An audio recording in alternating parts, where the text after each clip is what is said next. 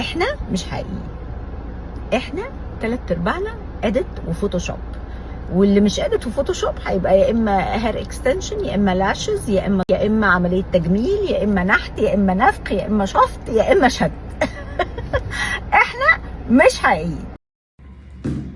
زي ما احنا شايفين هو كلام حقيقي جدا في محله، وده اللي بيخليني دايما اجاوب على السؤال بتاع لما المريض يجي يقول لي يا دكتور انت شايف انا محتاج عمليه تجميل ولا لا، بتكون اجابتي واضحه جدا ان احنا مش بنعمل تجميل انف للناس اللي مناخيرها وحشه، احنا بنعمل تجميل انف للناس اللي مش قادره تتعايش وتتقبل شكل مناخيرها. لازم يكون عندنا ازمه كبيره جدا او حاجه مأثره على نفسيتنا بشكل كبير عشان نفكر في عمليه التجميل.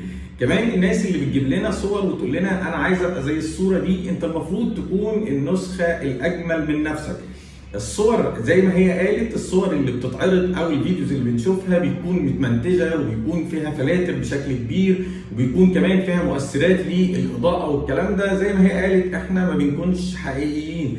انت عشان توصل لنتيجه محتاج يكون في نتيجه حقيقيه عشان تكون نتيجه مرضيه ليك، ونساعدك انك توصل للنسخه الاجمل من نفسك، ما تكونش شبه حد ولا بتقلد حد في الناس.